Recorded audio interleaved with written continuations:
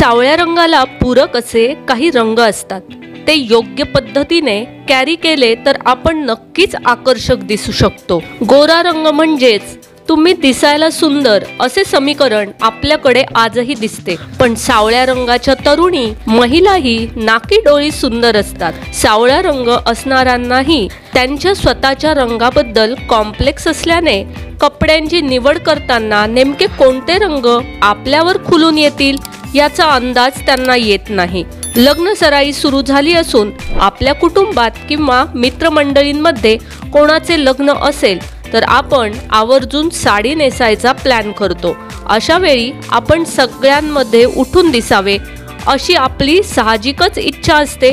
मग आपल्या रंगाला सूट होईल अशी साडी निवडण्यापासून सुरुवात असते। नमस्कार, मनभर पैठणीमध्ये तुमचं खूप खूप स्वागत आहे।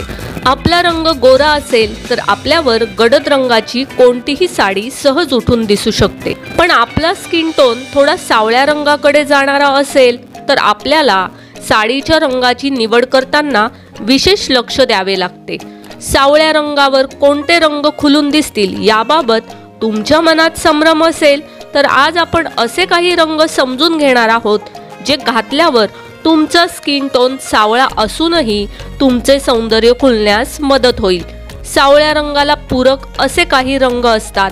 ते योग्य पद्धतीने कॅरी केले तर आपण नक्कीच आकर्षक दिसू शकतो। पाहूयात अशीच काही कॉम्बिनेशन्स। नंबर 1, पिवळा। हळदीसारखा पिवळा रंग सावळ्या स्किनवर छान उठून दिसतो।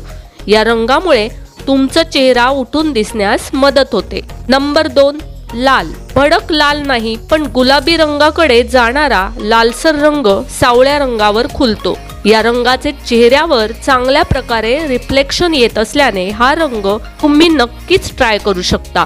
नंबर 3, केशरी। एकदम भडक केशरी किंवा नारंगी नाही तर गाजरी रंगाकडे जाणारा केशरी रंग सावळ्या रंगावर खुलून येऊ शकतो। अशा प्रकारची साडी तुमच्याकडे अवश्य असायला हवी। Number 4, peach. पीच रंग हा साधारणपणे कोणत्याही रंगावर खुलून दिसणारा रंग आहे। तुम्ही जर सावळ्या रंगाचे असाल तर हा पीच रंग फ्रेश असल्याने तो छान उठून दिसण्यास मदत होते।